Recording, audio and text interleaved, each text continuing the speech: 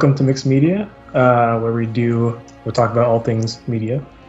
We do stuff about music, video games, and movies. Sometimes we respond to hot takes. We do interviews, reviews, and all that good stuff. Today we have some interesting topics. Our format's going to be different than usual. We did talk, I think, last time about having a format where we had one interview, one Reddit response segment, and then a hot take of our own. But this time it's not going to be like that. Hopefully we can do that next time, or sometime later we can make that a regular thing. But currently that's not how it's going to be. And with that, I guess we'll introduce ourselves. I'm Nathan. I'm a game designer and 3D modeler. Who are you guys?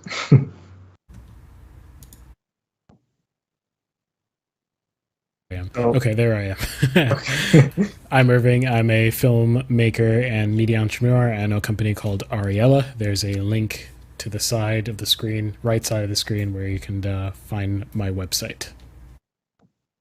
And I'm Ben Costello. I'm a flute player, flutist, flautist, and a media composer. Nice. At the link to the right, as we're talking about before, you can find a link to everywhere where you can find us. So not just on whatever you're watching us or listening to us now. Maybe if you're on, like, say, YouTube and you want an audio-only version, then I think we have a link to Spotify and other audio-only. Are we on Spotify? We are, right? Yep, we're on Spotify. Okay, yeah. Spotify and other audio-only platforms. Or maybe you want to see our faces in our dank quality, and then you can do that if you go to YouTube or Twitch or Rumble. Wait, Rumble? Do we? Yeah. No? We have video on Rumble. Yeah. Yeah, okay. It's actually our most popular platform as of now. So. Oh, hello, Rumble people. Yeah. I couldn't remember if it was audio only or not. So, yeah. You can also find our Discord as well, which would be really nice if you guys could join us there, so we can, talk after the show and stuff, or before the show about whatever. Be interested to hear your thoughts on what we have to say. Comment sections work and all, but it's not as conversational as like Discord. So how you guys doing today? All right. All right. Anything interesting going on? Not I can't. Yeah, for me, no. I can't say I've had it's just more like busy work this week, so nothing particularly interesting. On my end, just a lot of flute playing. We went to that concert, right? Yeah, I guess that was that was on Sunday. I guess that's technically this week, but yeah, feels like a week ago. Nathan, I have to ask: is that like I guess it would be on your left? Is that a balloon string or something? Oh yeah, you see? Wait. Yeah. Oh yeah. I was wondering what that thing floating around was. It was my birthday a couple of days ago, so yeah, I have a birthday balloon here. Wow. Well, I don't think it shows on the stream because it's a little too far. Yeah. I can't tell. It's showing up a little bit, like when you're grabbing it. Gotcha. I was just wondering what that was. It's caught my eye. I'm like, am I imagining that? Yeah. So, aliens. Yeah, my week has been pretty busy. Game jam I was talking about last time, and this weekend. So I've been working on that, and that's semi-related to my topic. It's part of what inspired my topic for this time. So I guess let's just get into it. So Ben, you're up first. Yeah. So this past Sunday, like I just said, I went to the Black Panther in concert at the Hollywood Bowl.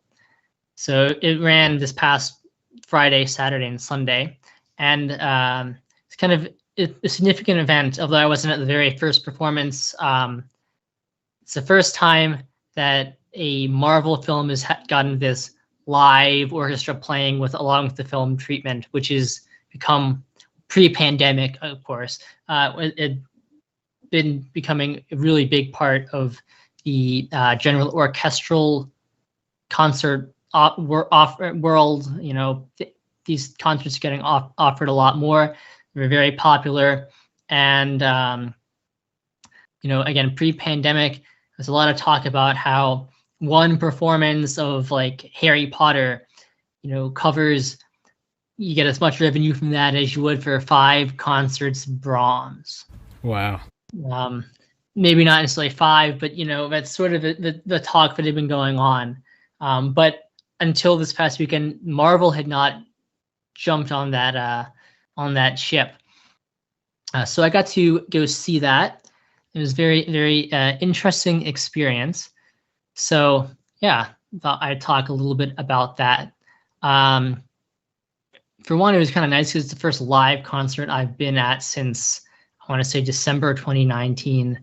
So yeah. And so if you don't know, the Hollywood Bowl, it's kind of an institution in Los Angeles. It's a big outdoor bowl with an orchestra, at the bottom, kind of like Tanglewood, but it's kind of more, you don't sit on the lawn. You actually have like terraced seating. So my first time there as well. So yeah, but it was a really enjoyable experience. I'm not really going to talk about the music itself, because talking about the music of Black Panther is its whole other, show segment that we're not really going to get, not going to get into that so much. But yeah, so I haven't actually been to too many of these live, orchestra playing along with film. I've been to only one other concert like that, and it was West Side Story. And I don't think that really counts, because the music to West Side Story is just such a standard for orchestras anyway. It's not quite, literally, yes, it's the same thing, but it's not quite the same experience. Also, it's generally not as much like underscore as it is, a prelude, interlude in the middle, and then like end credits, and then mostly books are just playing along with the songs, which again is not quite the same effect, I wouldn't say. So this is the first concert, live to picture that I've been to other than that. And yeah, they're really interesting experiences, and I think you're going to see, if the trend was for these things to be growing in popularity before the pandemic, I think when things eventually open up a little bit more, you're going to see that trend continue, and probably even at a faster rate than it had been going before. Yeah, so what, like, my general impression of seeing this is that the main things that you get if you're paying attention to the music is that, well, first of all, the music is much higher, more present higher in the mix, because it's not in the mix literally, except for certain few elements like electronic elements and stuff. But it's not higher, it's not literally higher in the mix because it's not in the mix, but it's more present than it is when you watch the film. By virtue of it just being performed with, all of the elements there, and also just by design, it's what you're going to get when you have a full orchestra right there, and presumably that's also why you want to be there. So the music is a little bit more noticeable if you go in there wanting to notice the music. You can hear a lot more details of the music that way. So that's a good thing, especially if you're really a fan of the music that you're listening to. Yeah, a lot of especially soloistic moments, like solos in the players, musicians are doing, and also just in general, like more emotional moments. They have a lot more resonance and more presence, I think, when you have the orchestra there. And part of that is just that, anytime an orchestra plays to a live audience, but it's one thing, if you're going to be a recording artist and you're going to go and play this, and you're probably not even playing with a full orchestra most of the time these days, just like, well, the winds are going to play together, woodwinds are going to play together and do all their stuff. They're isolated from the strings and from the choir. So there's that when you bring them all together to do it. There's also just the element of, yes, when you're recording it, there's the pressure of like a record button being on. But it's a little bit different than like the feeling of playing to a full Hollywood Bowl. it just brings out a little bit more energy, I think, in the musicians. So these, especially I think in particular with solo moments, like solo players doing something, but just in general, like really emotional moments are a little bit more heightened, more present, and be a little bit rawer. And also, I don't know, because there's also a chance to prepare these things beforehand, players can give it a little bit more nuance maybe than when they're just recording it and sight reading it. So I think if you go to one of these kinds of concerts, you'll notice that. The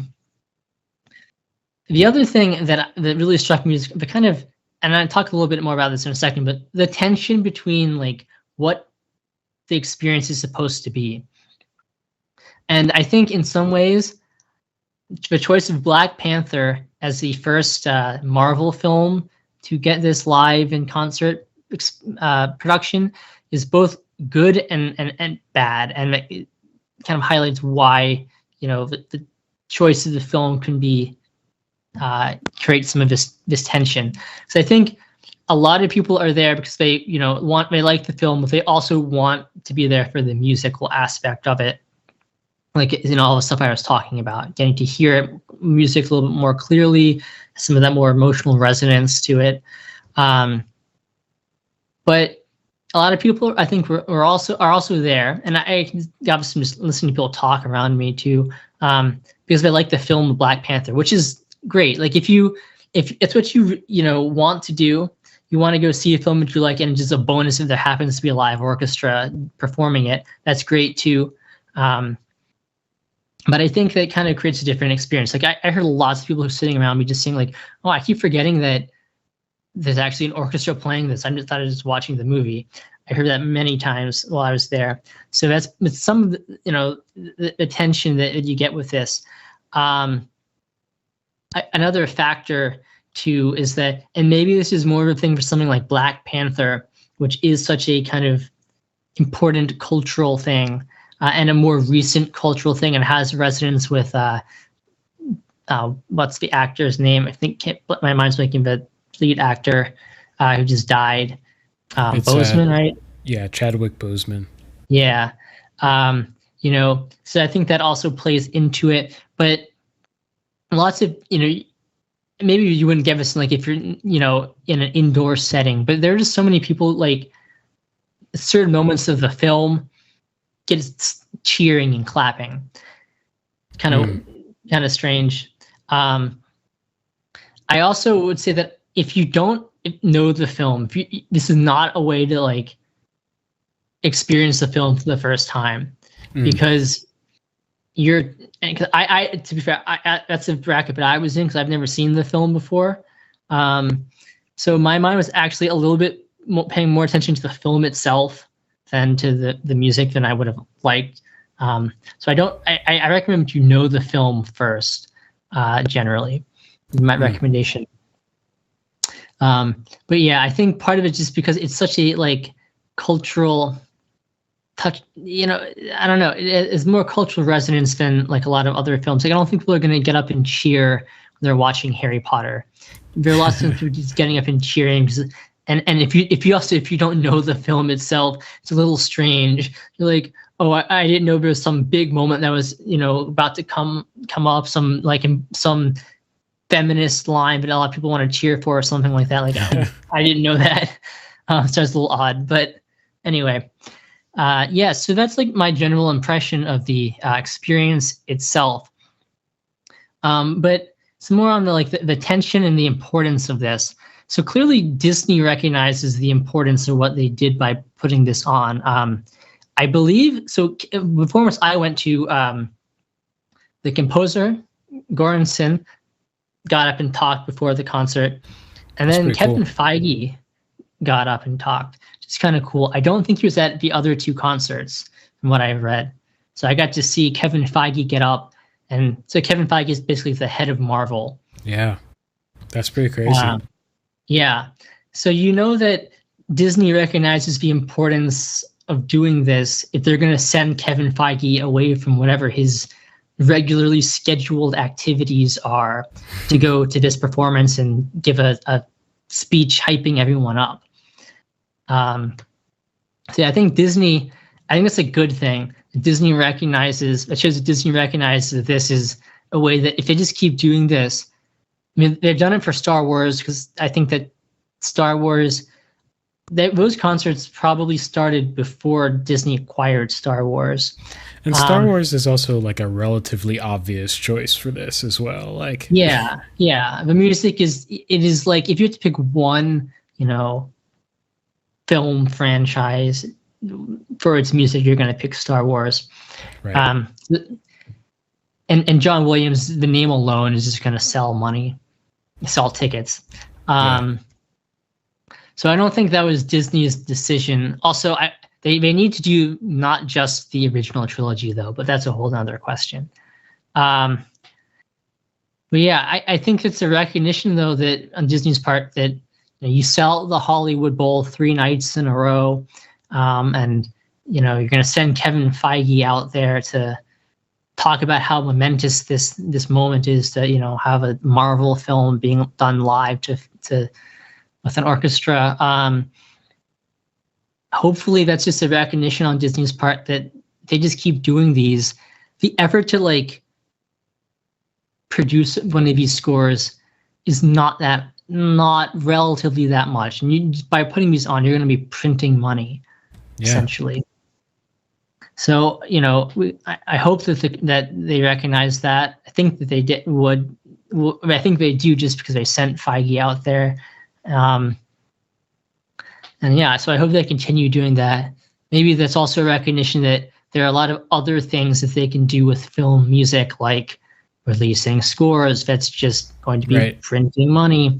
My usual rant on that.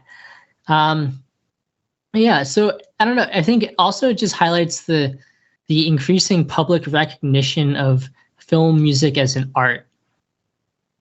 I think in the past, film music has sort of mostly, before we were born, honestly, but, to this day, to some extent, film music is kind of looked on as like an inferior art form. It just, you're being hired to basically copy other people, which is really not what it is, but people have that attitude. I think that this shows the attitude shifting a little bit, where you can, see film music as an art form. It's worthy of standing alongside the film and being highlighted within the film. And I think also, hopefully, again, Disney and hopefully the other big studios are watching this too, and saying, wow, the public is recognizing that. So again, more incentive to do stuff like this, and sell the fact that we have all this art. Well, if you go back to Mixed Media episode number something, I think it's whatever it's called, how movie theaters can save, or how AMC can save movie theaters, or something like that. This was a big subject that we talked about, was this particular thing, like live music being a easy venture, honestly, and to me very obvious. I'm only sad that I'm not the one reaping the benefits solely. But hopefully this is the beginning of something. Yeah, I mean, gosh, if you can, and obviously you're talking a little bit more about doing a new score that way, but so hopefully, that's that's a further step.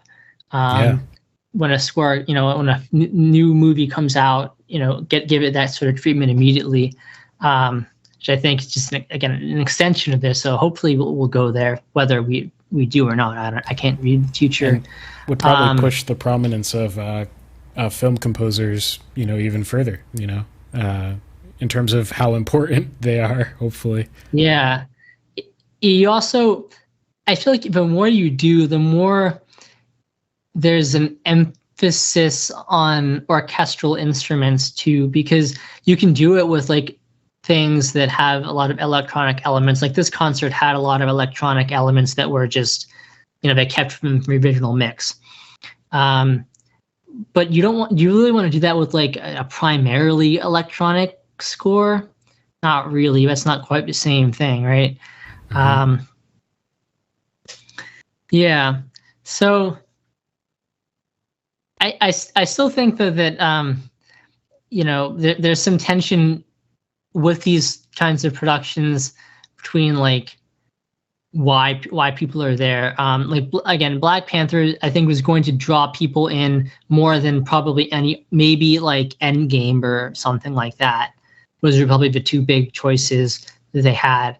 And but again, the music by of doing Endgame is not anything interesting versus Black Panther, which has some interest to it. The music of what? Or did you say it was not interesting? Endgame, if I remember at least. Well, the fact is I don't remember it.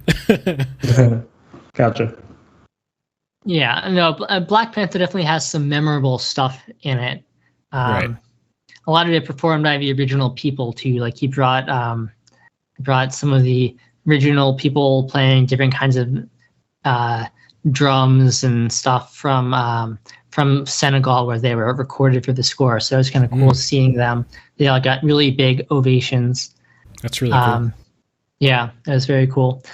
Yeah, I think, I don't know.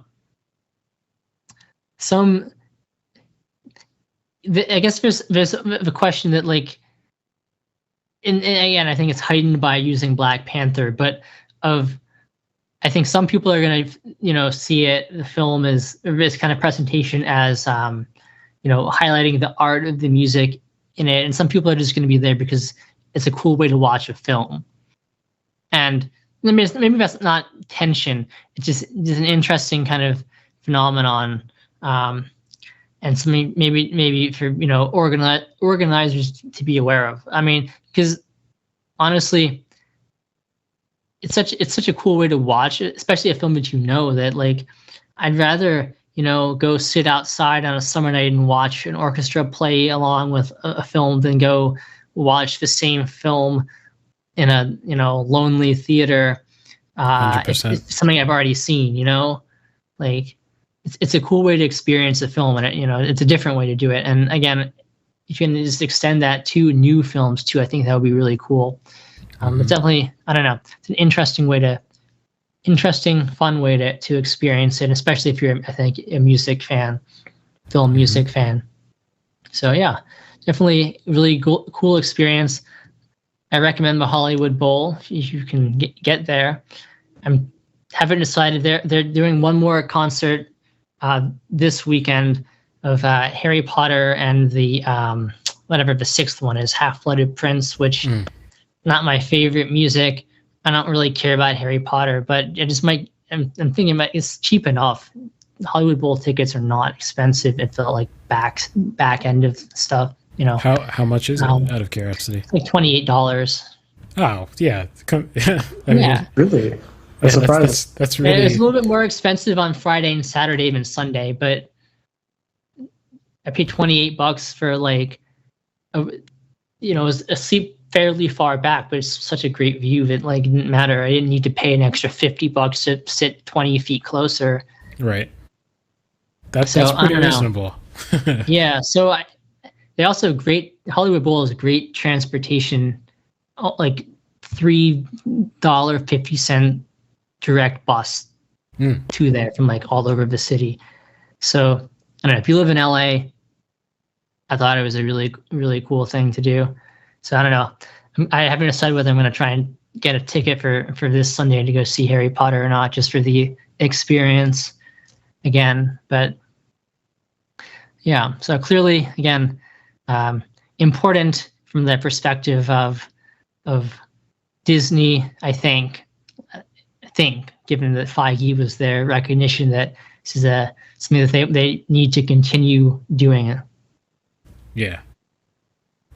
Yeah, that's out of curiosity, a random question, but how was the well, it's not a mix, right? The music loudness versus the mix's loudness. Like, how did they manage that? Did they try to make it roughly the same as it would have been, or?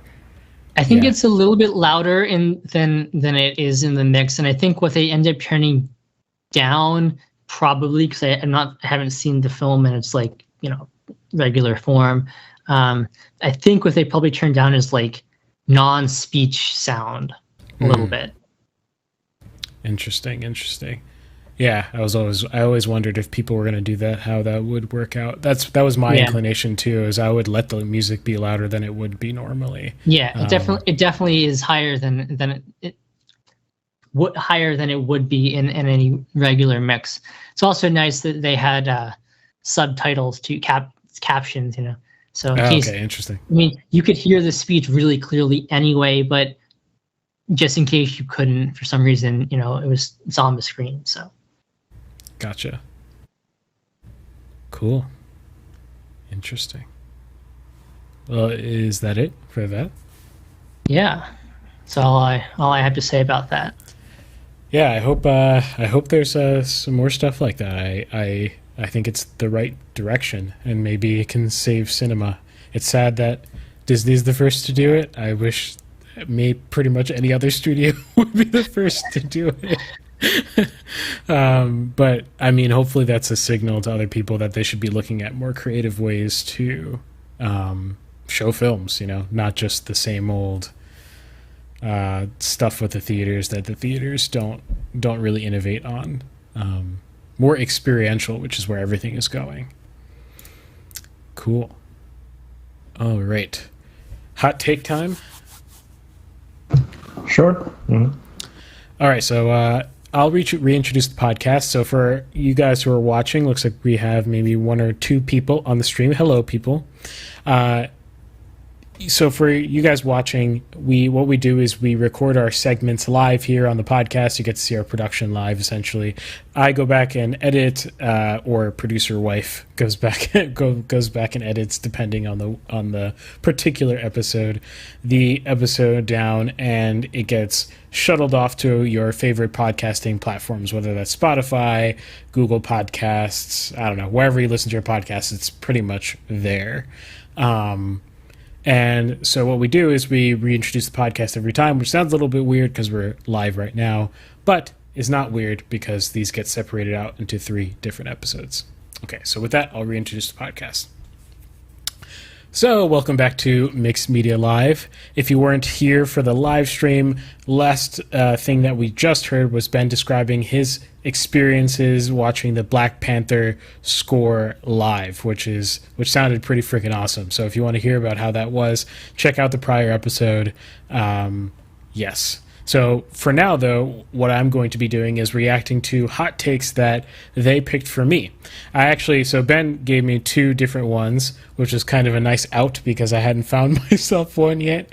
So I'm going to react to both of his, and I'm going to react to Nathan's as well. But before we get started, I just want to say that we want to get to live streaming on Rumble, which is currently our biggest platform. So you guys there on Rumble, you guys are awesome, but you guys click on the videos, you watch the videos. The first thing I want you to do more than anything is to comment. You guys hit the like button just fine. That's perfect on Rumble. But I would like you to comment. But the second thing that you could help us do is to get live on Rumble, which for now costs money. And I'm not sure when they'll roll it out for free. At the pace that they're going in terms of the tiers that they keep crossing, it might be a year or more, or who knows. But I would like to be the premier live podcast, and for that, we need your help. So if you go to mixedmedia.locals.com, the link is also in the description / I never point in the right direction. On the right of the screen there's a link on the screen. If you go there, you'll find our locals page. I'd like to shout out the one person who joined our locals page. I know you didn't subscribe, but I just think it's awesome that you're joining there. This is P. Ferguso. It's probably Ferguson is your last name is what I'm going to guess. But welcome to our... Ferguso.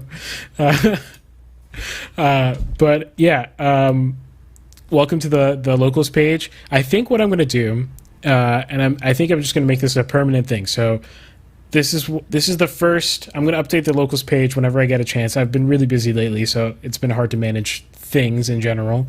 But I'm going to make this live whiteboard on this side of the screen here At the lowest tier, you get lifetime access to this whiteboard. But the only caveat is that you have to respect the whiteboard, right? You can't do anything inappropriate or anything like that. Then I'm going to have to ban you from the whiteboard, unfortunately. But if you join at the lowest tier for the rest of your life, until I change the tier permissions, everyone who joins at that lowest tier gets to scribble, doodle live on the screen. You can tell me I'm stupid. You can disagree in drawing form with the hot takes that are currently happening live. But that whiteboard right there, here, I'll prove it to you. I'll prove it to you right now. It's as simple as me going onto my iPad and going, hello. There we are. All the audio-only people are very confused. Yeah, well, this is more for live people than it is for those audio people anyway. But yeah, if you're on audio only, what I'm talking about is there's a live whiteboard on our live platforms, which are YouTube and Twitch as of now. But yes, if you join, we can also be on Rumble. And that's my pitch for the day. Okay, so without further ado, we'll do the hot takes of the week. So let's see what we got here first. I'm going to do Ben's first. Looks like... Okay, I understand what's going on here. I'm going to put this one up. There we go. I'm going to resize this so you can actually look at it. But I think in the title from my front of my seat in the other screenshot of yours, it looks like someone's Stanley Kubrick ranking system, ranking thing on Letterboxd. Yep, exactly. Okay, cool. Well, that's fun. I have not seen all the films on this list, but I've seen more than I remembered, actually. When I looked at it, I was like, huh. Some of them I've seen a long time ago, so I don't know if I can give the most in-depth thoughts, because some of them have been before I've ranked my own films on Letterboxd. But what I can say is it's really cool that you're using Letterboxd. Guess who else is on Letterboxd? This person. If you search IGAROX on Letterboxd, you'll find me, or search my name. I'm pretty sure you'll also find me on Letterboxd. Follow me. I'll follow you back because I'm curious about people's rankings all the time. I will say that my ranking philosophy is a little bit, it's not just pure enjoyment. So, people, the way you rank things, right, is going to determine a lot about your list. So it's kind of hard for me to tell what you're thinking when you put together this list if you're trying to think more of like, what is the, like some people think about things in terms of exclusively personal, would I rather watch this movie than something else, which is a little bit different from saying this movie is better than another movie in like some sort of like quasi-objective sense. So there's many different ways of ranking movies. For me, I include like the for what it is-ism, there are movies that are reaching higher than others, right? But it would be unfair to just trash on a movie that's trying to be a fun kids movie, and it succeeds at that very well, right? So yeah, that's my disclaimer before I react to this. So let me make it big for myself so I can actually see it. So you've got number 1, for those on audio only, number 1 is Doctor Strangelove, number 2 is The Shining, number 3 is Barry Lyndon, number 4 is Paths of Glory, number 5 is 2001: A Space Odyssey, 6 is Eyes Wide Shut, 7 is Full Metal Jacket, 8 is The Killing, 11 is The Clockwork Orange, 9. I can't count, apparently. 10 is Spartacus, 11 is Lolita, 12 is Killer's Kiss, and 13 is Fear and Desire. So I actually have not seen the majority of these, but I have seen a good bit to understand why this is a hot take. So, yeah. I think I understand. I think I can vibe with some of this, though. Like, I think The Shining is one of his best by a good margin. I think there's like, I don't think. So actually, I'll say this first. I'm not like a huge Stanley Kubrick fan per se. I find his stuff extremely interesting, but I'm not, particularly compelled by his stuff. So this is not coming from a Stanley Kubrick fan perspective, although I respect his work for sure. So The Shining, I think, is an excellent film. 2001: A Space Odyssey being that low is, I think, a hot take. I think people would put that in his top 3. 2001: A Space Odyssey is an amazing film. So I think I disagree with your placement there, just because I think it's so visually compelling. I've never watched something that was so visually compelling, but its story was so kind of, I mean, on its own, very spare and like not interesting if I were to explain to you the story of 2001: A Space Odyssey. Despite what all those people say out there about how all these like different theories about all this and that, I think all of that's BS. I'm sorry. The story. Wait, what theories we're talking about? I haven't seen the movie. Oh, okay. There's a lot of like, what does this mean? Like isms. I think a lot of it has to do with YouTube, like more than like, you know, oh no, I killed the. Oh, you're right in the pack. Okay, there we go. Yeah, I've heard lots of people who like want to overanalyze it. Like, you know, is he trying to say something, or is he not trying to say something but saying something at the same time, or is it really some gigantic metaphor for something completely unrelated, or does he have some special knowledge about humanity or something like that? Lots of on it. He's just trying to understand like what he was trying to say with the movie. Is that what's happening? And it's just weird stuff. I mean, I don't think he's really. I think the problem is that he's not trying to say much, but there's so much space in the film for interpretation because of the way it's made that people just try to fill the space, like, you know, with whatever comes to mind. Which, you know, I mean, that's fun. Like I'm down with that. I'm not trashing on like alternative theories or anything like that. I just think for this particular film, it's not actually relevant.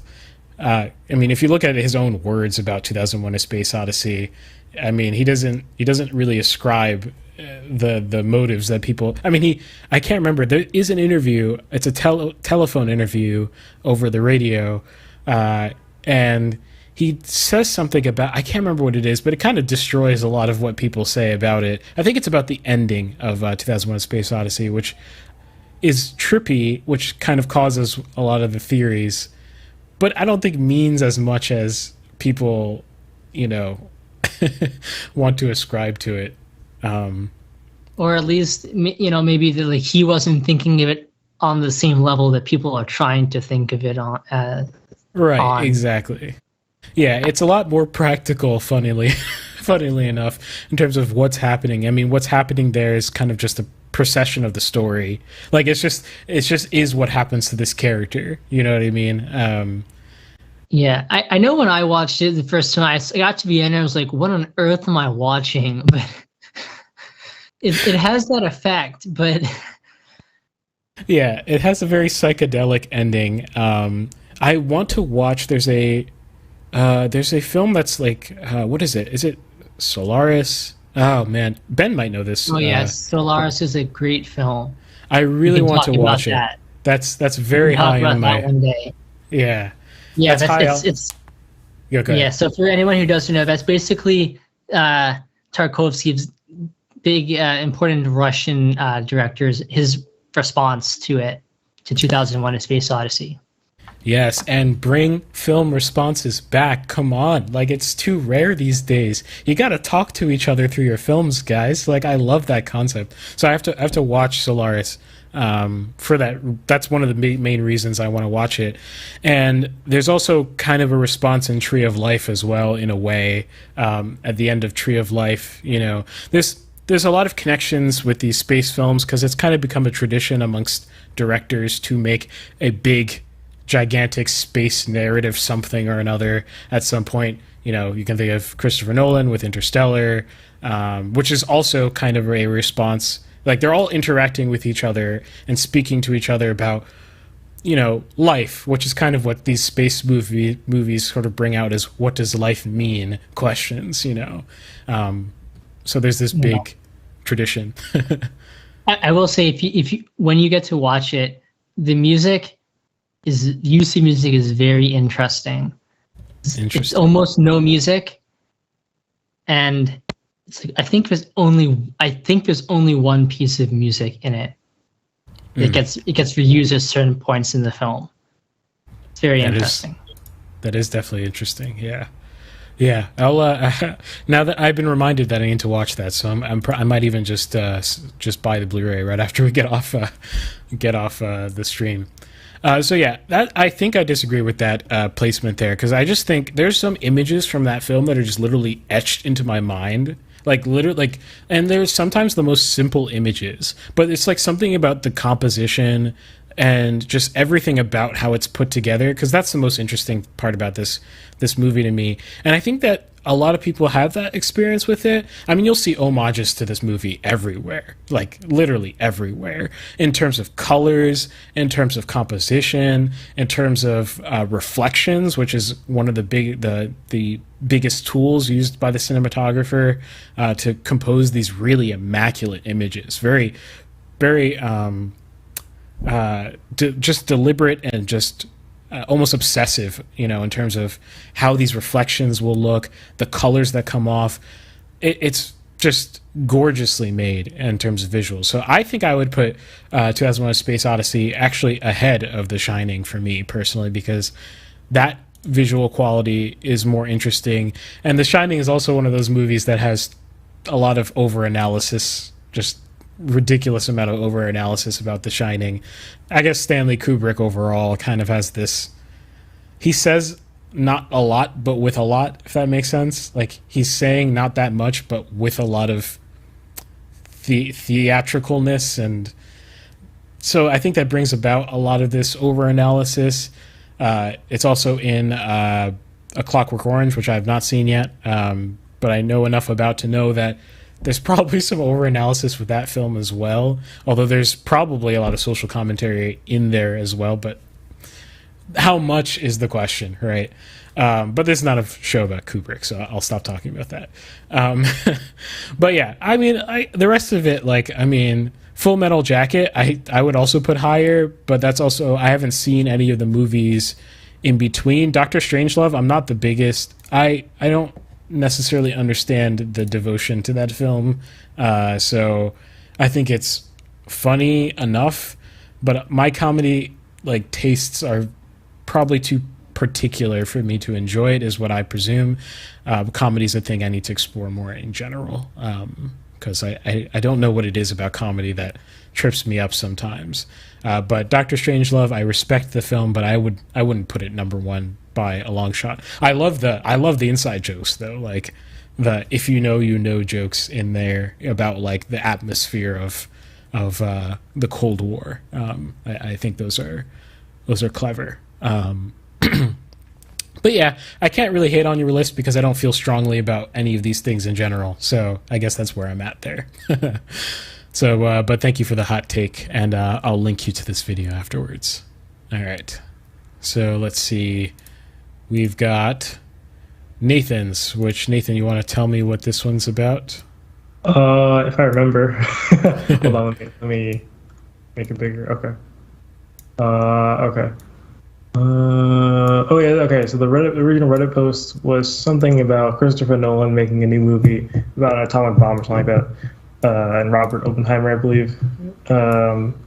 And I don't remember what. Oh yeah, the I believe it linked to a news article, but regardless, what it was saying was that it's Christopher Nolan was making great demands from, was it Universal, I think.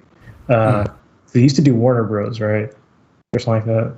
Yeah, Christopher Nolan used to partner with Warner Brothers. Yeah. Yeah. Okay. And with this movie, it's Universal, and he made some demands. I wish I still had the the Reddit thing up to know what demands they were. But I think it was like $100 million, 100+ days of shooting, stuff like that. So yeah, basically, this thread is just people talking about that. Do you want me to read over it?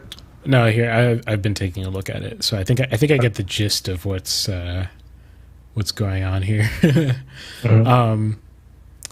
Yeah, so it just sounds like a debate about like what Nolan's direction should be, if I'm getting that right, and like the internal politics of the studio system. I'm not, obviously privy to a lot of what's going on there, and I also don't even seek that information out terribly much, so I don't know what's happening in terms of all the machinations of the studios and who will work with who and what personal dramas have happened. But I do remember reading about how Nolan was not going to work with Warner Brothers, which was a big announcement. It was a pretty big announcement. And I think rip Warner Brothers, honestly. Like that was a poor move. That was a big mistake. I mean, it's not just about whatever film he's going to make. It's about his name brand, which he knows clearly. He clearly knows that people that he can throw his weight around here, and I'm not mad at that. He's allowed to throw his weight around, right? With his projects to get it done the way he wants it to be done. He's kind of solidified his role in the Hollywood system that way, and that's fine with me. I'm not going to get mad at him for that. Always got to negotiate the best deal you can. So yeah, that's interesting. Now I think him making another World War II movie, kind of, as a Nolan. I'm not sure if I can.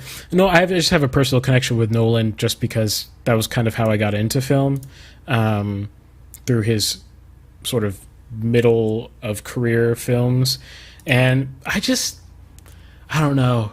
He's kind of lost a lot of magic to me as of late. His films have been too I feel like he's trying so hard for this Bond film that he really wants so bad.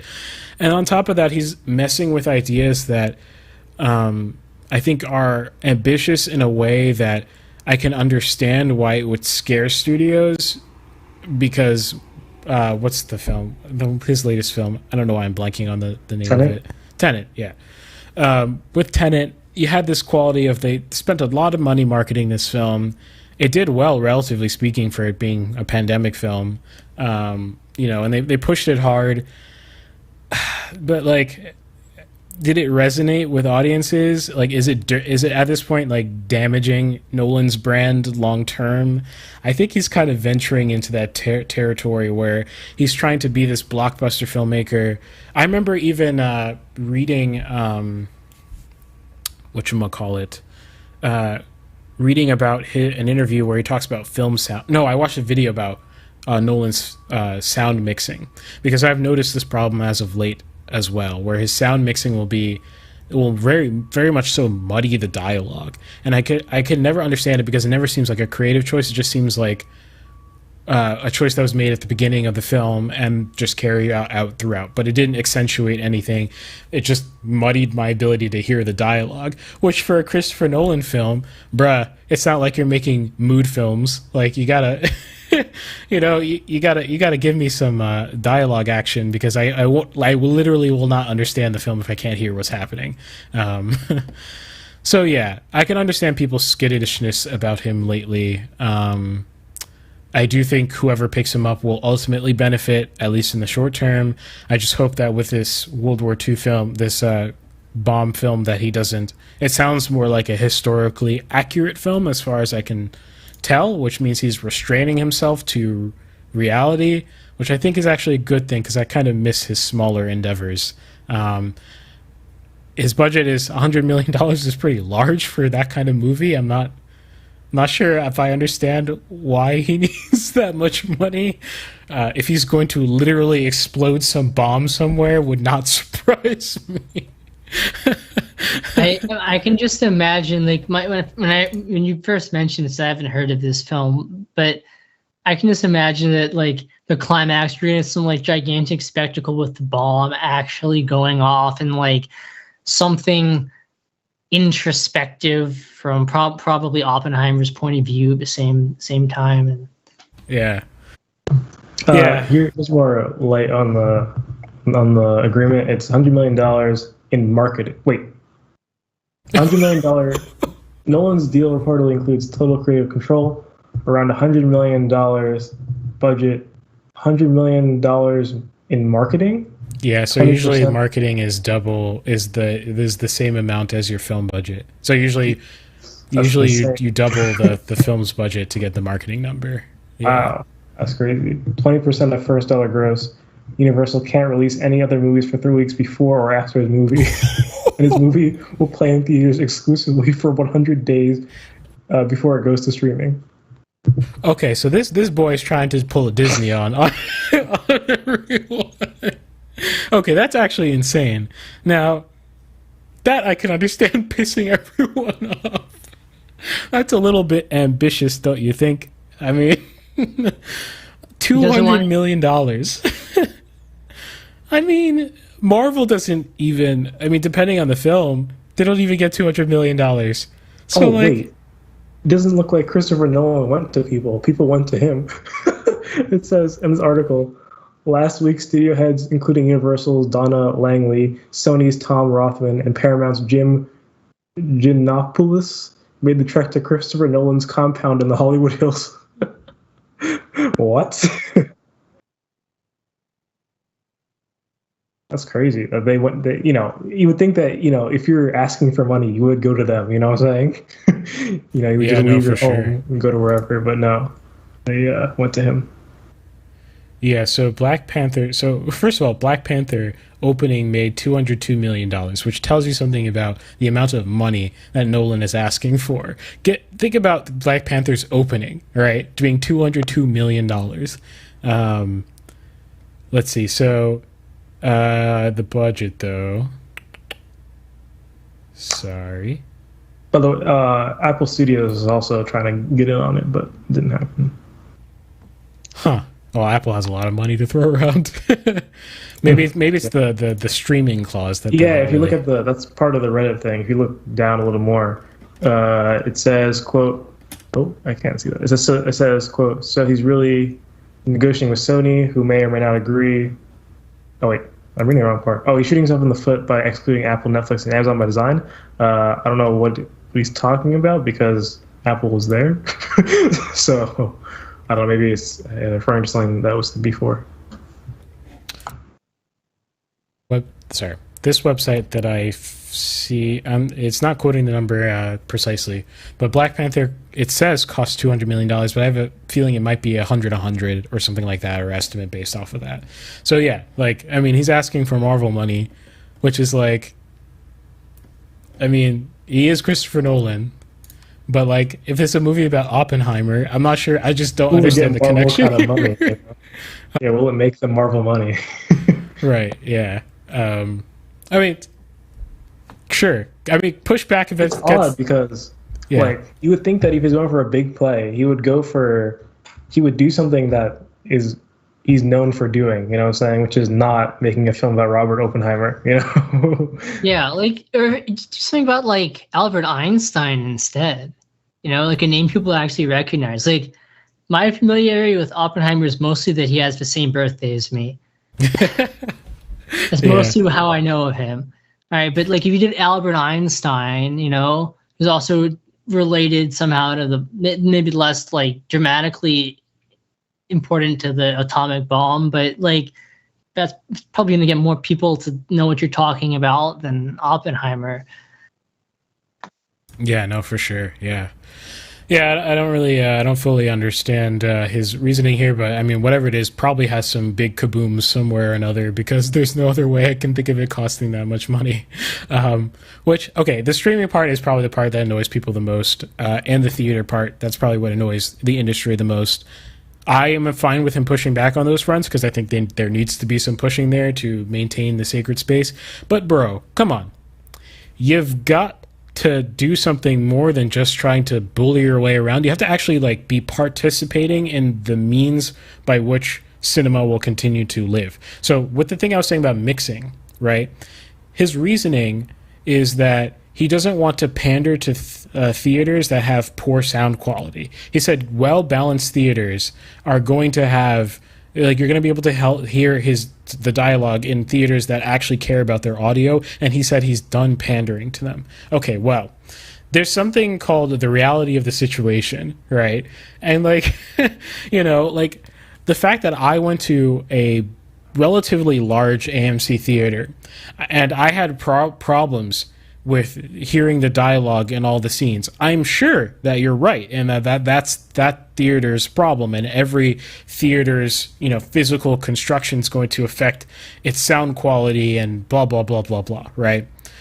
But you're focusing on the wrong problem that is a problem for 10 years down the line when you've won the culture over. You know what I mean? That's not a problem for now. Right now, you're trying to fight for your life, which means you should be, Mr. Nolan, starting Nolan Cinemas. Or you should be partnering with a cinema and offering your name brand to them so that they can market better, and you can work with them, in terms of modernizing film marketing. But instead, cinemas would be illegal, though, right? I mean, these days I'm not sure what is.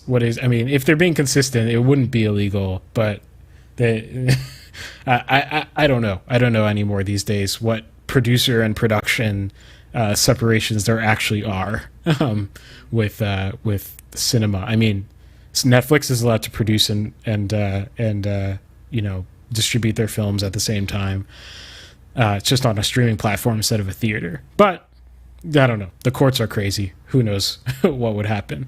I would test the boundary at least. I would test the boundary and say, well, yeah, at least I'm gonna throw my hat in the ring here and make everyone question where cinema should be going. That's my 2 cents. So this sounds like he's focusing on not quite the right problem still. Like he's just not fully understanding where to throw his weight in order to have a long-term impact, because I'm fairly certain that's what he wants, is a long-term impact. I don't think it's just about his films. From hearing him talk about these things, I think he's kind of sad at the lack of reverence, right, for watching movies in general. That is more prominent as of late, but this is not the way to win that culture war, right? This is not the winning strategy, I don't think. I think this push pressure in ways that you might actually just hurt theater chains, like mixing your audio in a stubborn way might just hurt the theater chains that are kind of crippled to begin with. So that's my hot take. Yes. So that is Christopher Nolan. Okay, last one. I'll be quick about this one. This one is from Ben. What's this one about? This is basically someone summarizing a video by someone named, I don't know who Edward Norton is, but this person basically saying that the fault with things in theaters, it's not Netflix that's putting pressure on theaters, it's theaters that are damaging themselves. Oh yes. So Edward Norton. Okay, yeah. So Edward Norton is a pretty big name actor. He's like famous for like Fight Club, Moonrise Kingdom, and I think he's a very talented person, and I think he loves cinema. Whenever you hear him talk, he's very. There are some actors you can tell it's more of a job and a personality than others, and I think he has more of a devotion to the craft. So yeah, I don't know much about him other than that, though. Yes, so he's saying this kind of just directly melts into what we were just talking about. Yeah, I was gonna say that. Yeah, I think he's kind of missing the mark as well in terms of what the most important fight here is. Like, it's not the theatrical experience is good enough to latch onto for now. I just think, I mean, maybe I'm used to it to some extent. Like, if I go to a small theater here in New York, like a small independent theater, the quality is garbage compared to like a chain theater, which is, if I'm going to a boutique place and I'm going to pay just as much, but I'm going to get a smaller screen, a really cruddy sound system. Every time I walk into an AMC theater, I realize just how much more they are on their game, right? So, in terms of audience experience, I think it's good enough for now. I have been to some chain theaters where I was uncomfortable, or I thought that the projection quality wasn't as good. Yeah, brightness sometimes can be an issue. I agree with that. This is the first time I've ever heard someone actually complain about that, but I have noticed that, so that's interesting. And I agree with all those things, but those things are such minutia compared to the larger, like the difference between being in a theater and me watching in my living room is so gigantic, and like the experience is so different. in terms of me feeling like I'm watching it in its true medium when I'm in the theater than here, that I think it's just a loss to try to convince people right now that these changes are absolutely necessary in order for cinema to move forward. I think it's more contrasting with me being at home. Like me, I have a semi-proper projection system ish. I mean, God knows in the AV world, I mean, it's never enough. But you know, I mean, most people are watching these. Most Edward Norton. Most people watch our movies on an iPad or a laptop. So digest that fact and put your energy in getting them off the laptop and into the theater. And I think that's more helpful than in the theater to a better theater experience. That can come later easily enough, I think. And yeah, so that's my reaction there. I'm not mad at his take because I think there's some truth in it. I just don't think it's 100%, you know, the way to put your energy. So, yeah. I think, like we were talking about earlier, if you had a live orchestra in theater, that would do leaps and bounds more than, you know, like spending however many million. I mean, do you know how expensive? I mean, he may know, but like those theater screens are mad expensive. Like, an AMC theater screen, you know, pretty large, or a Regal, like, you know, a chain cinema screen, those things can be like $1 million, like literally in of themselves, you know. Wow, so, I was not expecting you to say that. Yeah, I think I've seen, like, you know, anywhere from like $200,000 to $1 million, depending on the size and quality of the screen. So. You know, these things literally have silver in them. Like that's why they're called the silver screen. It's called the silver screen, right? They literally have silver lining inside of it, and it's heavy. Like these things are literally like dense and heavy pieces of material. I'm sure the cost of putting it up is not insignificant as well, and calibrating it, all the kind of stuff. So, I mean, I wouldn't tell them to replace, because the brightness problem literally is replacing the screen. I don't think the projection systems are the bigger problem. It's probably the screen. Either that, or if it's the projection system, that's also a lot of money. A digital projector might be $200,000 per theater. So, you know, I think that $1.2 million would be better spent in advertising and more efficient in advertising. They should use the old LCD screen with a light behind it trick. Yeah, to get the fake brightness. Yeah, I don't know. That's my hot take. Okay. Last segment. Ben, do you want to introduce the segment? Also, thank you guys who are still around. I think I noticed. Oh, maybe people have dropped off, but that's fine. Thank you guys for still around. If there is anyone around, and yeah, Ben, or not Ben. Ben went first. I'm stupid. I'm a little bit slow today. Nathan, you can introduce the last segment and then take us away if you want. Oh, you mean like do the whole redo thing? Or yeah. No? Or I guess you did it in the beginning. If Ben wants to. I can do that. Yeah. That's fine. Yeah. Okay. So if you're watching live and you haven't watched this live before, this transition will get edited out because when we put these things out, we like to split each segment up so it's not like a gigantic, 2.5 hour show. Get smaller segments focused. But for those watching us live, we do record it live in its entirety. So I'm gonna reintroduce this here for viewers to Nathan's segment. So welcome if you are joining us. We have already heard from Irving on some of his hot takes on film, and you heard from me about my experience watching Black Panther live in concert. And so now we have Nathan with some of his thoughts on video games and the video game industry. All right. Yeah, so my topic is about accessibility in video games. So, as I said, at the start of the live stream. This sort of came up, sort of inspired by the current game jam that I'm doing. So for those who don't know, game jam is essentially a competition where you're given a certain amount of time to make a game. Usually it's very short. It can range from 48 hours to a week. There are longer ones that are like a month too, stuff like that. And you're given some sort of theme almost always, or some limitations that to follow for your submission essentially. So each time you do a game jam, it'll probably be different.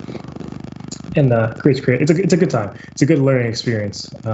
But anyways, that's beside the point. So in the game jam, and I was looking at the judging categories. So they judge on theme, fun, controls, graphics, audio, and accessibility. And the accessibility section says, quote, how well did the game implement features from this list? And this sort of reminded me, I should just explain what this list is. The list is a list of various sort of accessibility features that your game should have, right? So it's clear that it doesn't want you to have all of them. There are a lot of different features. It's just the features that be most relevant to your game, right? So some of them, for example, let's see, support more than one input device, right?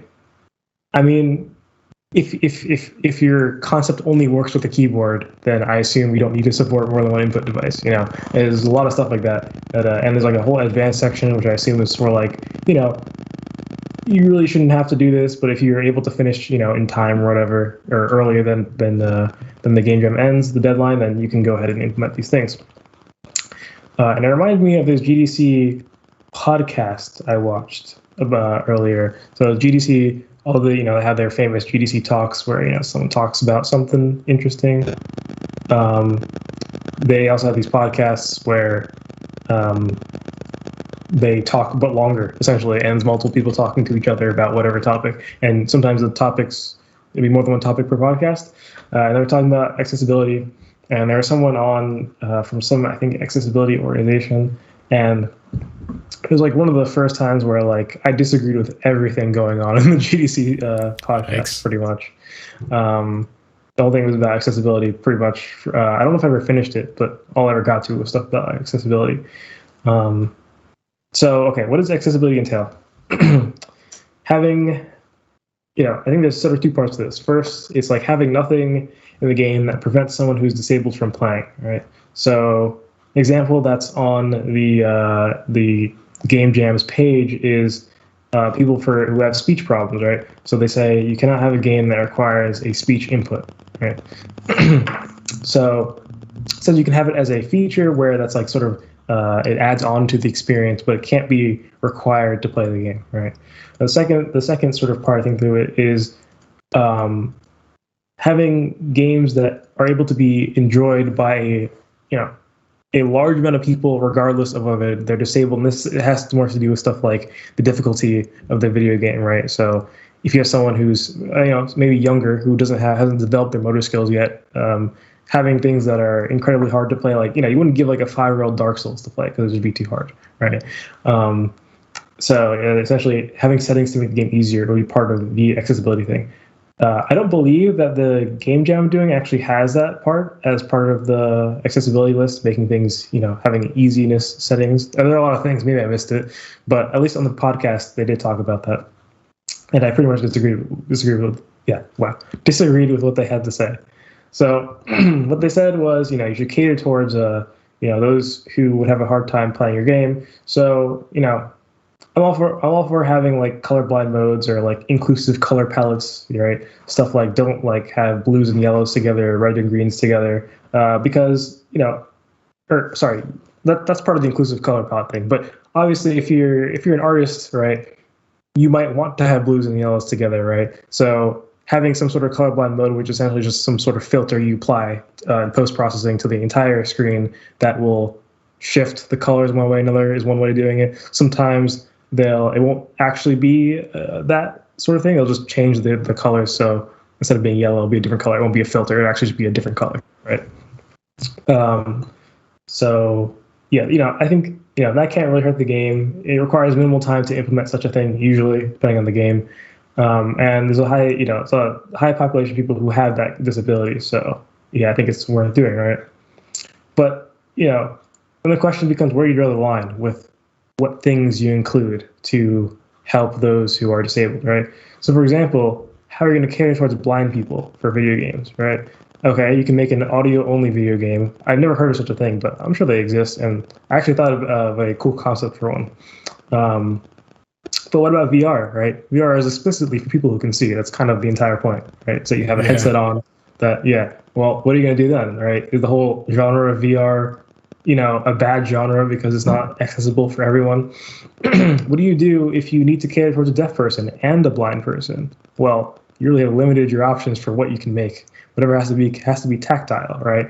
And what about people with tactile deficiencies? You essentially, can't make any games at this point, right? So I think that's. Is there buzzing happening on your end? I'm not sure if it was. I've been like poking around on my wires and wondering if it was me or not. Oh, yeah, I'm gonna move wires around. Tell me if is this better? Yeah, I don't hear it for now. Sometimes it's in and out though, so I'll let you know. I'm gonna unplug my charger because the charger was kind of next to the microphone wire, so I wonder if that's what it was. Probably the magnetic field inducing a current in your. I see. It's also kind of next to the monitor wire, so we'll just tuck that there. All right, cool. What was I saying? Catering towards the disabled. It really doesn't take much thought to realize you cannot do this wholeheartedly, right? That's sort of the thing that they were saying that I disagree with. Is that you should just add accessibility, settings, in all of them. You know what I'm saying? I'm like, but you can't, right? Some of them are contradictory towards each other, and they're not going to be suitable for whatever game we're trying to make. So the second part that I think is a bit more interesting is having games that have settings, for easier play, right? Okay, the first problem is, how do you implement this in a multiplayer setting? You can't have someone who can, some master of the game who can decide how easy the game is, right? Because then you're changing the experience for everyone, and that might not be what everyone wants. So you could have, say, several game modes that scale in easiness. And try to make them as granular as possible or whatever. But then you're going to end up fracturing your player base into multiple queues for finding a game, and it's going to skyrocket your queue times, and that's no good. In single player, it's actually not that simple as you would think, right? So the GDC guy was talking about difficulties, sliders, and stuff like that, which is some games let you, for example, let's say you're playing an FPS, right? And you have some enemy AI, right, who's attacking you or whatever. Some games will let you change sliders on how well they are at taking cover or how well they are at hitting you, actually, right? Their accuracy, I guess. Okay, so, now you're asking the player to balance the game. That is not going to turn out well. There's a reason why you pay people to do that for you, right? You have a game designer, right, or a level designer, depending on what you're trying to balance, whatever. You don't tell your programmers to go and figure out how much ammo belongs in this weapon, right? That's a problem because especially if you're playing the game, right, and you are likely to be changing the difficulty settings when you start playing the game, right, which means you don't know what the game is going to be like. So you're going to be changing sliders based on expectation and not based on reality, right? And this assumes that some games don't let you change the difficulty mid-game. Example would be say RimWorld. I'm pretty sure you cannot change the difficulty or the storyteller as they call it mid-game. It's just because a lot of that stuff, programmatically thinking about it, I'm I don't even know how it can get complicated. Having to change the difficulty, it's not as simple as being AI, or it could be as simple as the AI, right, just reducing their spread cone for their shots in an FPS, right? But if you're changing the way the AI moves, for example, to make it easier, well, that's a bigger undertaking now, right? So Hearts of Iron, I'm pretty sure you can't change the difficulty of the AI mid-game. All you have to do is change your variable, bro. Just just change the variable it from a 10 to a 2. Ooh, yeah. Why didn't they think of that? I wonder. Yeah, it's just not that simple, unfortunately. And also stuff it's a game is in part a challenge, right? if a game isn't challenging, it tends to not be very fun, right? It tends to be, yeah, I mean, there are some, oddities like idle games, right? I really don't get it. Like, it breaks all laws of game design, and for some for some reason, people like them. I don't know. I don't know how people can have fun with them, but I guess in those cases, okay, you can have you can say that challenge isn't required, right? But for the most part, right, for standard games, I like a challenge anyway. Like, I've been playing solitaire. I want it to be hard, I mean, seriously, I only play like the hardest difficulty in the solitaire. Mm-hmm. Yeah, exactly, right.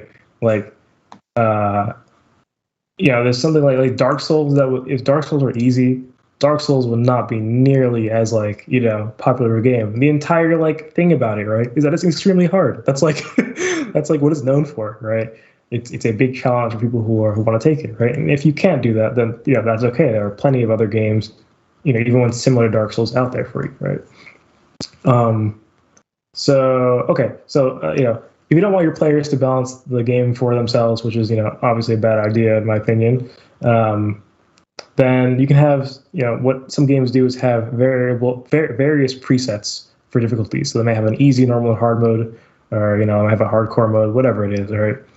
And this changes a bunch of different variables in the game that make the game easier or harder, right? Okay, first problem with this is going to take a lot of work, right? Because as we went over before, is that balancing is not easy, right? You have to hire people to do this. So now you have to hire people to make 3 different, if you have easy, medium, hard, 3 different modes, right? And you might have this sort of problem where none of these exactly even fit a particular player, right? The normal mode is too hard, and the easy mode is too easy, for example.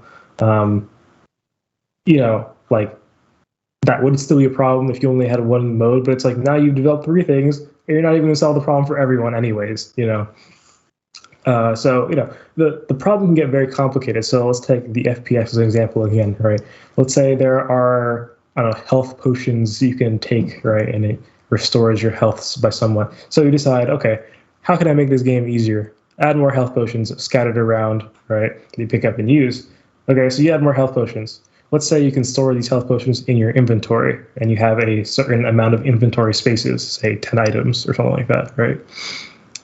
Okay, well, the problem is that you make the game harder because the player is now picking up more health potions and has less room for other things, and they may not realize that they need those other things potentially more. They don't get the because health potions seem so abundant, they think, oh, I need a lot of these. You know what I'm saying? The game is giving me a lot of them. I need a lot of these, and they end up neglecting everything else, right? This is part of the unintended consequences you might face.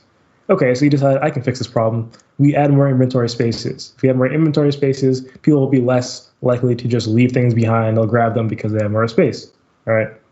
Okay, so you increase the inventory space. Now, what if this creates an entirely unintended play style? For example, let's say ammo takes up some amount of inventory space. So you added 10. Let's say you add 10 additional inventory spaces to the original 10. So you have 20 now, right? What if the new strategy that works is to forego all health potions and instead just acquire the rare ammo of a very powerful weapon, and you amass that, right? And now you're essentially a glass cannon, right? You are able to destroy everything and nothing can touch you, pretty much.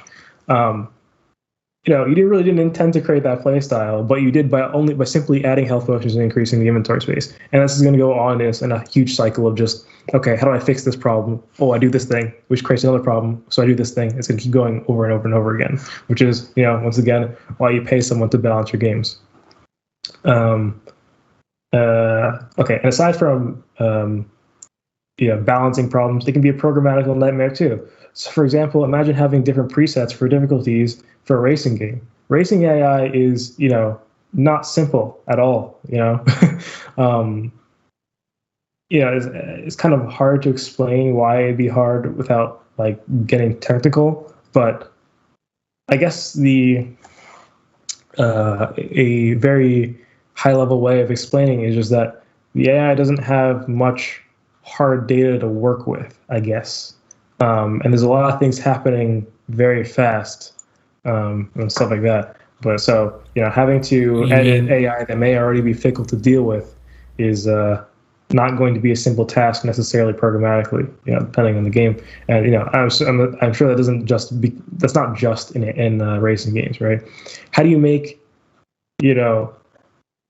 certain enemies and FPSs easier while still making them seem human, right?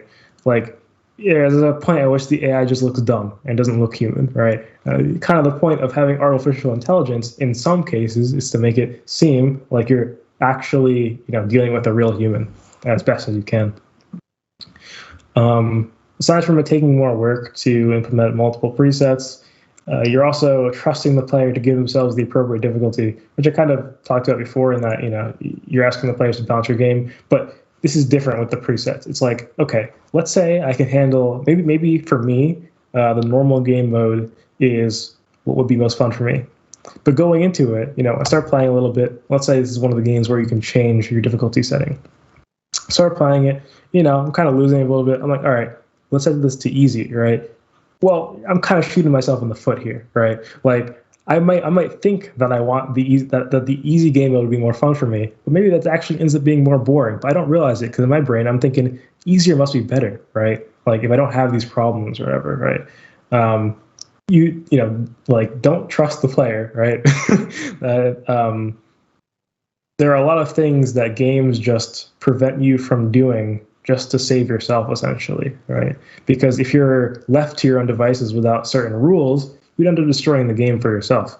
And this is sort of one of those things where having an easier game mode might hurt. And if you don't have the ability to change the game mode mid-game, well, you're telling the player to choose a game mode based on a game that they haven't played yet, and they can't change it mid-game. They're locked into whatever they've chosen, which may be too hard or too easy for them, right?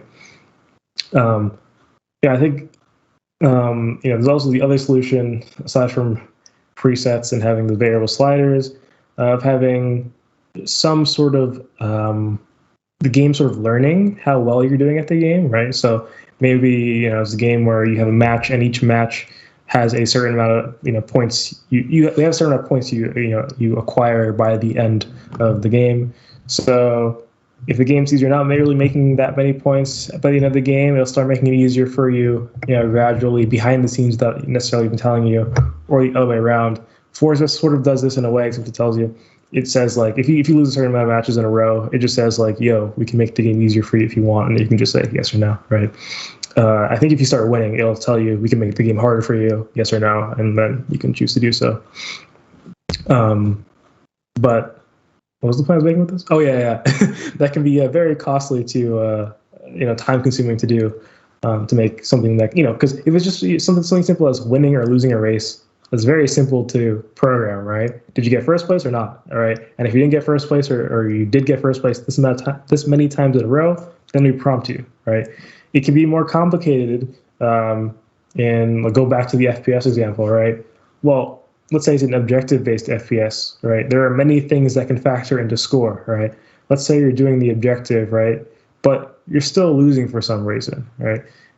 Well, the game has to figure out why you're losing. Is it because it took you too long to do the objective? Is it because the enemy was killing you too often? Whatever it is, right? Because it might end up making the wrong part easier, and then that doesn't really help your case. Or it might end up making the wrong part harder, whatever it is, right? So yeah, that can be a very hard thing to do. And there are also certain types of games where having easier settings is not even a possibility. Take puzzle games, for example, like Portal or Dead Space, which is somewhat puzzly, right? How do you make, like, what, you're going to make a whole new map set or a whole new level set of just easier things? Well, it's going to take a long time to make the game again, but just easier, or make the game again, but just harder. And that is oftentimes impractical. So I think, let the game fill the spot that it's meant to fill. If the game's meant to be hard, let it be hard. If the game's meant to be easy, let it be easy. If the game is meant to fill an entire, large space because it can do that based on the mechanics it has, then let it do that as well, right? I have no problem with easy games. I have no problems with high accessibility games, of course. Given the studio has the budget to lengthen their production time in order to implement such things, then go for it, right? As long as it doesn't ruin the experience, at least not in any meaningful way. Otherwise, it's like saying that like horror movies should accommodate for children, for example, right? I mean, that's gonna be pretty hard, and it's potentially going to ruin the experience for any non-child in the room. It's meant to be a horror movie. It's meant to be for older audiences, and it's the same thing for the other way around for kids movies, right? Maybe it's not meant to be, very entertaining for adults, and that's okay because that's the space it fills. But then there are also movies that are good for both adults and just a wide range of ages because the concept of the story or whatever just works that way, and that's okay. So all in all, for game jams, you don't need to put such an extensive list of accessibility items or even judge on it at all, in my opinion. Most of them on the list were not important enough to worry about in the span of time a game jam gives you. This one is 9 days long. That is not a long time to create a game. It may cause game jammers to prioritize the wrong things because they may not realize, okay, well, on this entire massive list of 50 different accessibility items, which one do I even pick to do? And they might end up picking the wrong thing. And we don't have the luxury of time to figure it out necessarily. I think it should be decided on a game. If you decide to even judge it, it should be decided on a game per game basis. I hope they don't do it in such a way, which I feel like they might, where it's like, okay, how many items on this list did you check off? And they're like, okay, that's how many points you get for this category. Because like if your game has, if you have a game with 2 buttons in it, right? So one of the things on the list was having button remapping. I guess that's accessible for people who, for example, are left-handed and might prefer using IJKL for movement instead of WASD, which apparently not all left-handed people do that. I didn't know that. Some people just learn because, most mice are right-handed, so they just end up using their left hand for the keyboard anyways. But anyways, if you have a game with 2 buttons, is button remapping really that important? No, because, there's not going to be, what are you going to remap it to? Another 2 buttons anywhere? It's going to be the same thing anyways, when you remap keys is usually because, maybe you have a game that uses WASD and uses like the common other keys like Q, E, R, F, C, X, Z, those ones, right? All around the WASD, right? Maybe you have, like, I hate when games have like G be something, and I'm like, that's kind of a little too far away to deal with. If possible, I'd rather make it F, E, anything else closer to the WASD buttons, right? This is because there are already a lot of buttons. If there are only 2 buttons, say A and S, what am I going to change it to? K and L? It's the same thing. It's just in a different spot, which is not going to be very useful at all. So, if you have a game with 20 buttons, okay, now button remapping becomes way, way bigger priority. Like, button remapping on a game with 20 buttons is like exponentially greater of a of a thing, especially on, it's more important for, it's actually why you see button remapping more on PC games than you see on console games, or even games that are cross-platform. Some of them will lock the buttons on a console controller because a console controller really doesn't have that many buttons to begin with, that are used at least, right? Like, usually D-pad is left for like extra things that aren't used too many times. Then you have left stick, and then you have your 4 buttons, and then you have triggers, and that makes up, a large amount of games. And occasionally they'll shove in the right stick as well, but there really aren't that many possibilities you can have, right? And because everyone has the, are there? I assume there are. Let's say they're left-handed controllers. There probably are. But because I see, Xboxes and PlayStations don't ship with left-handed controllers, it's not really a. Well, most people are going to be using the same exact thing, anyways.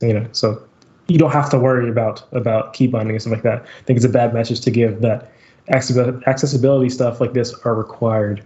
So I hope that what I was trying to say is that I hope that when they judge these things, they do it on a per game basis. And it's like, okay, this game has 2 buttons. We don't really care if you added button remapping. If it has 20, well, now we care. I have a feeling they might not do that. The way they did say, they never specified that, right? I have a feeling it's literally just going down the checklist. All right, which one of these are relevant? which one of these, do we give you points for? Going back to the example I mentioned in the beginning about speech, right? Well, what if your game is about speech? Like, I don't know what to tell you. Like, well, let them make the game, right? Let them be interesting. That's an interesting game concept, having a game that requires speech. I've never seen that before. let them have that, right? And it's like how Irving rates his movies, right? It's like, it's for what it is, right? Okay, not everyone can play the game, but for what it is, it's a good game, But yeah, that's all I have to say, pretty much. What I learned just now is that you are a bigot. Oh no. I don't like disabled people. But for the record, I am colorblind, so like, yeah. You can't say anything about that. Well, I'm sure there's some excuse people can make to hate on you. And that makes sense. I mean, like when I was a kid, I mean, the only video game I played was Pokemon because I could play it. Like I wasn't gonna. And it was less frustrating to die in Pokemon, like in quotations. You go back to Pokemon Hospital, but like, yeah, I mean, it's like, I don't know. It's something that's like accessible for kids. Obviously, it's accessible enough for me that can't play video games to save my life, and obviously older people like it too. I don't know, but like, not every game has to fill that space. Yeah, it's like, kind of surprising to me that they even started down that kind of bunny hole, of like, here's an exhaustive list of things that are accessible. That sounds, obviously it's impossible. Yeah. I wonder if they have anything for blind people, because like, that's very hard. Yeah, I mean, I think like those are two separate categories. Like the, accessibility for like disabilities is I think more important than like trying to make your game, challenging enough for everyone. Because I think almost every bit of media, every kind of media, or just is going to face that. Like that's why there are children's books and young adult literature, and like the different things, and you can't try and some books are popular with a broad range of audiences, but not everything has to be that way. Agreed. I mean, it would be like saying my movie needs to appeal to all audiences, no matter the age, no matter like whatever demographics or whatever, and also it needs to be like enjoyable by like people who are both blind and deaf. And it's like, okay, well, is this the same medium anymore? It's like there's like, yeah, like you said, like there's some basic easy decency that you can do, and if it's in your like echelon to do that, like, not everyone can spend the money to title their entire film, like Operation First Light is not titled, right? I've never captioned the entire thing so that it's accessible, but it's also like not, I don't feel bad about that either, because it's not like I'm putting it out there for general consumption, and it's also not as if it's that kind of thing. It's not a AAA experience or anything like that. So, yeah. For the record, I do not have a colorblind mode in my own game that I'm making for this game jam. I don't have that kind of time. Right. And also, yeah. I'm not doing button remapping. There are 4 buttons on the keyboard and 2 buttons on the mouse, or sorry, 5 buttons on the keyboard, 2 buttons on the mouse we'll need. Okay, well, obviously, I mean, you're not going to rebind the 2 buttons on the mouse. That just makes sense. Left mouse button, right mouse button. There's WASD and spacebar. Very standard things. If you're left-handed and you use IJKL, I'm sorry, I just can't. I don't have that kind of time. Yeah. And it's like I could, be playing to win and work less on what I think is more important in this scenario, which is stuff like art, which I have not really gotten to, and I need to do that. And work more on accessibility stuff in order to appease the judges. But like, I'm more interested in making a good game and less interested in winning. So it's all right with me.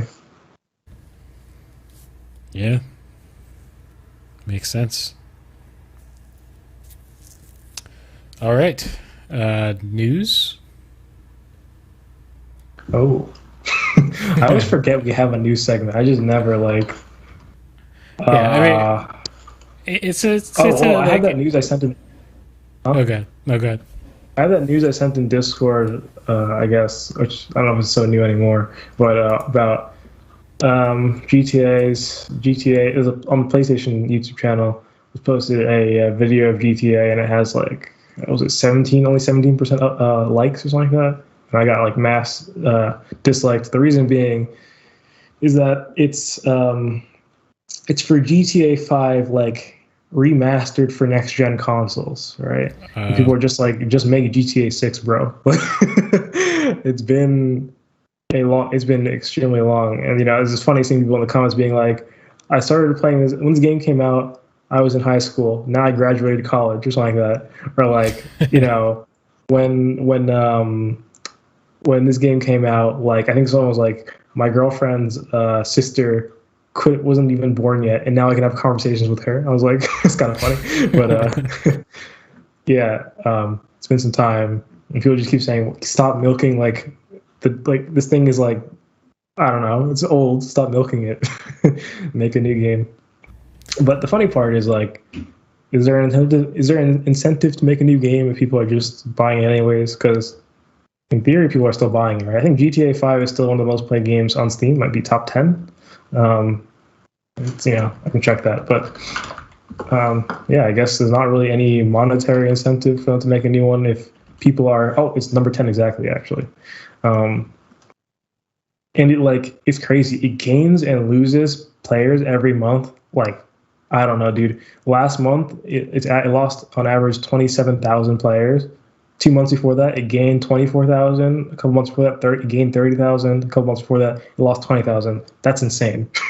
Considering currently there are about 50,000 people playing. That's half of its player base just shifting randomly. I don't know how that happens, but it's because they keep adding random things, right? Adding events probably and stuff like that, which is how they sort of milk it, because a lot of them you have to buy. So, yeah. Yeah, I mean, wasn't it a long time before the event between GTA 4 and 5 anyway? Like, I remember there was like... The first 3 GTAs, I believe, were all made in one console generation cycle. The last... What are we on? We're on 5. I think between 4 and 5 was like... I guess that was a long time, though? Yeah, I think that was a long time. I assume it should, as the technology gets greater, because GTA, GTA has some... I mean, let's say some nice technology. Some of it's, I mean, it's just inverse kinematics. it's nice animations, nice ragdolling, I should say, using inverse kinematics. I assume at least that's what it uses, regardless of what it uses. I guess it's nice, but like, it's a bit old news now. I mean, I guess not many games still do this, but like, I mean, it's not that they couldn't do that. It's just that it's not necessarily applicable to their games. Or something that they would do given the time it takes to do, essentially.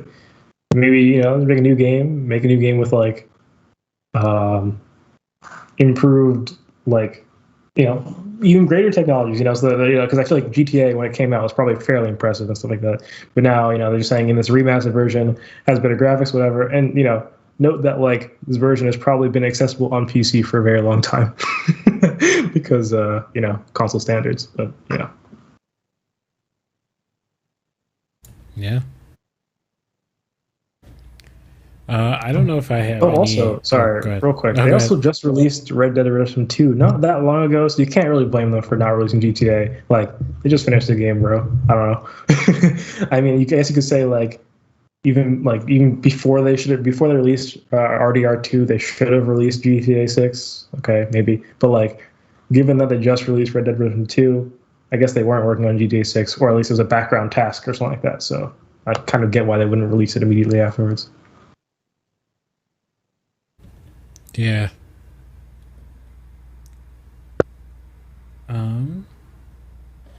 Yeah, for me, I don't think there's anything particularly interesting happening in the film world.